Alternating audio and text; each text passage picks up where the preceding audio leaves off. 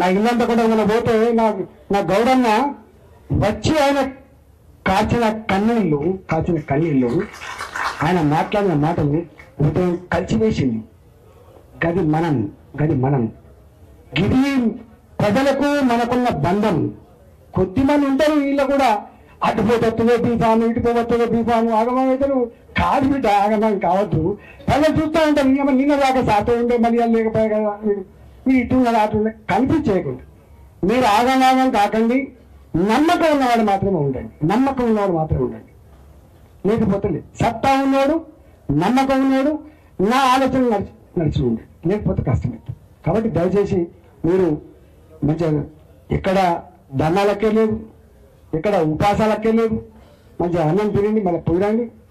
ప్రతి ఆ నరేంద్ర అంటే ఉంటారు ఆఫీసు.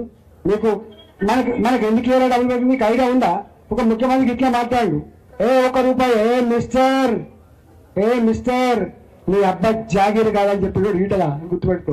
కొట్లాడితే అక్కడ ఏం కొట్లాడితే ఇంకోటి అర్థంగా రాజశేఖర్తో కొట్లాడినాడు అర్థం ఉంది. అంతకంటే ముందు ముఖ్యమంత్రితో కొట్లాడినాడు అర్థం ఉంది, రేషా గారితో కొట్లాడిన అర్థం ఉంది, కిరణ్ కుమార్ గారితో కొట్లాడినట్టు అర్థం ఉంది, కేసీఆర్తో కొట్లాడినాడు అర్థం ఉంది. ఎవరితో కొట్లాడి నేను నా పతారం కావాలంటున్నా. నా ఆలోచన చేయండి అంటే యాదవ్ నేను మిస్టర్ ముఖ్యమంత్రి నీ అబ్బాయి జాగీరు కాదు, ఇది ప్రజల సొమ్ము, దానికి కాపాడాడు మాత్రమే బిడ్డ అని చెప్పినాను కదా. నేను మడమ తిప్పని అని చెప్పి ఒక ముఖ్యమంత్రి గురించి మాట్లాడితే మడమ తిప్పని అంటున్నావు.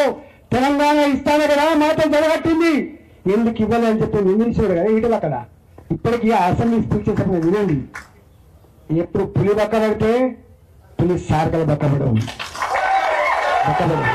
కానీ సముద్రం తుఫాన్ వచ్చే ముందు కూడా ప్రశాంతంగా ఉంటుంది, కానీ ప్రళయం వస్తుంది ప్రళయం వస్తుంది.